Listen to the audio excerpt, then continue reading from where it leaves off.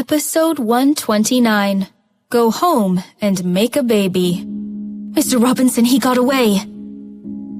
Jake heard her, and his tone immediately became cold. Did you ask them to help?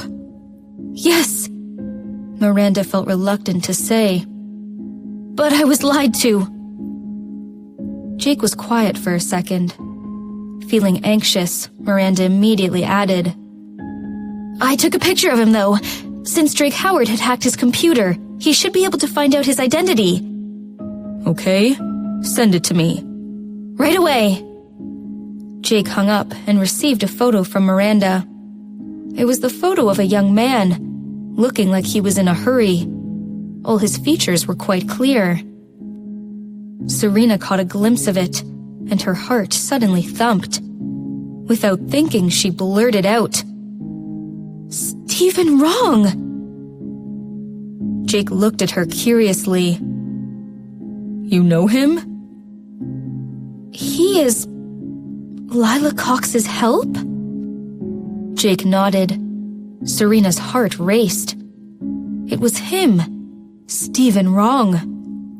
In Serena's last lifetime, he had been Miranda's husband. But how come he was now Lila's biggest help? In Serena's last lifetime, Stephen had pursued Miranda passionately, and they eventually had gotten married and had a lovely daughter together. But why was he connected to Lila now? In her last lifetime, Serena had seen Stephen in that fire. She had always thought it was her illusion and never doubted him. But now, thinking back, so many changes in this lifetime. Serena felt like she had come close to the truth but could not figure it out. Why was Stephen on Lila's side now? Why had Stephen pursued Miranda? In her previous lifetime, what kind of role had Miranda played between Jake and Serena? Suddenly, Serena felt her head hurt. All the facts flooded back to her, making it impossible for her to digest them. What's wrong? Jake asked. Serena calmed herself down and slowly shook her head, saying, His name is Stephen Young. He's from the capital. How do you know him? Serena suddenly did not know how to explain herself. Gazing at Jake, she said, I dreamed of him. Dreamed of him? Jake felt ridiculous. However, reminded of Serena's sobs the previous night, he swallowed his question back and took her into his arms. Let's go home first. Serena was worried that he might not believe her and added, Stephen Wrong is a dangerous person. He will do us harm. You must be careful. He's working with Lila Cox and Miranda. Miranda? What does that have to do with Miranda? Serena nodded and grabbed his sleeve, as if she was afraid he did not believe her. Her face flushed. She stared at Jake. He is very close to Miranda, so... As she talked, she came closer and closer to him. Serena was wearing a pink round-collar maxi dress. Much taller than her, Jake could easily see her delicate collarbone with some faint marks on it. Her pink and plump lips were parted as she talked, looking delicious to him. Jake's eyes became dark as he bowed his head and seized her lips. Caught off guard, Serena stared, her eyes wide. Very soon, he slid his tongue into her mouth. A strong arm locked her in place. His kiss was so gentle that Serena felt her heart was tickled by a feather. She was melting.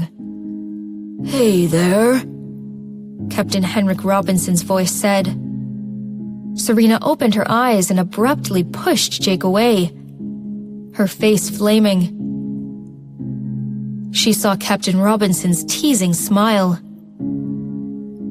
Grandpa, I totally understand. You are young after all. But do consider where you are. Serena's face burned hotter and immediately saw the smile in Jake's eyes. She gave him a smile and a pinch on the hand. "Don't smile." But Jake smiled even wider and took her into his arms. Looking at Captain Robinson, he said, "Grandpa, we're going back." "It's pretty late and you should have left already." Pretty late? What was that supposed to mean? Serena suddenly felt she was overthinking it.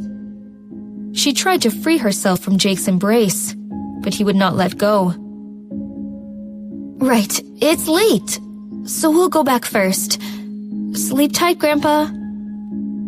"Go back and make a baby so that I can play with it." Jake nodded and said, "We'll do that." Serena blushed even more.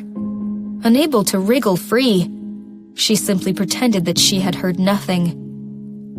Jake lifted Serena up and announced, "Let's go home and make a baby." "Don't say it! So embarrassing!" Serena wished she could seal his mouth. Captain Robinson laughed.